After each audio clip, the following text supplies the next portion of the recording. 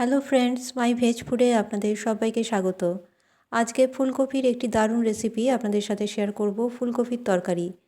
ফুলকপির তরকারি তো অনেক রকমভাবে খেয়েছেন, আজকের রেসিপি একবার বাড়িতে ট্রাই করবেন। এখানে নিয়ে নিয়েছি ফুলকপি। 5 মিনিট গরম জলে ভাপিয়ে নিয়েছি।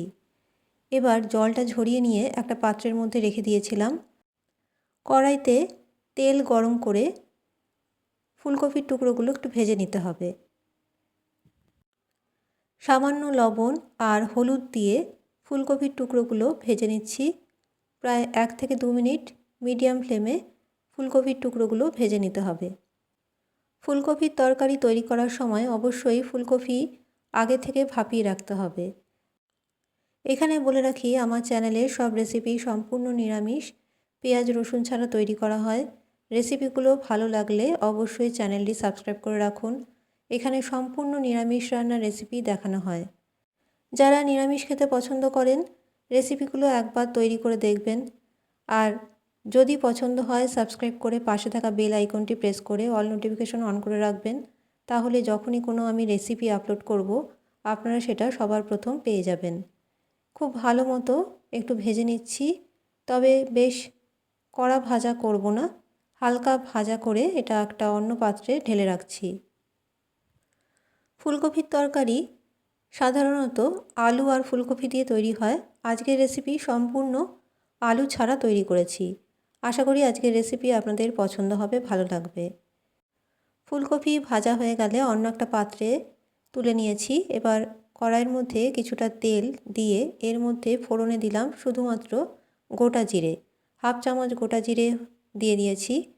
ফোড়নটা ভালো মতো হতে থাক। এর মধ্যে একটা মশলা আমি তৈরি করে নিচ্ছি। এখানে নিয়ে নিয়েছি 1 ইঞ্চির মতো আদা, 4 থেকে 5টা কাঁচা লঙ্কা, 1/2 চামচ গোটা ধনে, 1/2 চামচ গোটা জিরে ভালো মতো পেস্ট করে নিয়েছি সামান্য জল দিয়ে। এর মধ্যে 1/2 চামচ হলুদ গুঁড়ো দিয়ে আবারও একটু জল দিয়ে একটা পেস্ট তৈরি করে নিয়েছি। এবার সেই পেস্টটাই দিয়ে দিলাম ফোড়নটা যখন ভালো মতো হয়ে যাবে তার মধ্যে। ফোড়ন থেকে যখন ভালো গন্ধ বেরোবে, এই মশলার পেস্টটা দিয়ে ভালো মতো কষিয়ে নিতে হবে। মশলার থেকে যখন তেল ছেড়ে আসবে, তখন এর মধ্যে দিয়ে দিচ্ছি আগে থেকে ফেটিয়ে রাখা টক দই। এখানে প্রায় 1/2 কাপের মতো টক দই আমি ব্যবহার করেছি। এবার টক দই দিয়ে একটু ভালো মতো নেড়েচেড়ে নিতে হবে, গ্যাসের ফ্লেম একদম লোতে দিয়ে। এইভাবে নিরামিষ ফুলকপি যদি একবার খেয়ে দেখেন, মুখে কিন্তু এর স্বাদ লেগে থাকবে, এতটা দারুণ খেতে হয়। এবার এর মধ্যে দিয়ে দিচ্ছি স্বাদ অনুযায়ী লবণ আর দিয়ে দেব স্বাদ মতো চিনি। চিনিটা অবশ্যই দিতে হবে।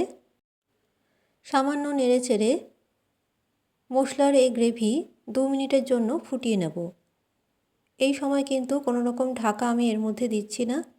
2 মিনিটের মতো ফুটিয়ে নেওয়ার পরে এর মধ্যে দিয়ে দিচ্ছি আগে থেকে ভেজে রাখা ফুলকপির টুকরোগুলো। ফুলকপির টুকরো দিয়ে আবারও একটু নেড়েচেড়ে দিতে হবে। ফুলকপি খেতে যদি বোর লাগে, আজকের রেসিপি একবার বাড়িতে বানিয়ে দেখুন, খেতে কিন্তু অনবদ্য স্বাদের হয়। একটা ঢাকা দিয়ে ঢেকে রেখেছিলাম 1 থেকে 2 মিনিটের মতো। ঢাকা সরিয়ে এর মধ্যে দিয়ে দিলাম সামান্য পরিমাণে কাশ্মীরি লঙ্কার গুঁড়ো। কাশ্মীরি লঙ্কার গুঁড়ো দিয়ে দেওয়ার পরে এর মধ্যে দিয়ে দেব 1/2 চামচ ভাজা মশলা আর দিয়ে দেব 1/2 চামচ গরম মশলার গুঁড়ো। ভাজা মশলার রেসিপি আমার চ্যানেলে অলরেডি আছে, সেখান থেকে দেখে নিতে পারেন। আর গরম মশলা সামান্য দিয়ে একটু নেড়েচেড়ে গ্যাসের ফ্লেম অফ করে দিয়ে একটা ঢাকা দিয়ে ঢেকে রাখবো 2 থেকে 3 মিনিটের মতো। 2 থেকে 3 মিনিট হওয়ার পর একটা পাত্রে ঢেলে নিয়েছি। এবার সার্ভ করে দেখাচ্ছি। তৈরি হয়ে গেল দারুণ স্বাদের ফুলকপির তরকারি। আজকের রেসিপি যদি ভালো লেগে থাকে অবশ্যই একটা লাইক করবেন, শেয়ার করতে ভুলবেন না। আজকের মতো আমার রেসিপি এখানেই শেষ করলাম। ভালো থাকবেন, নমস্কার।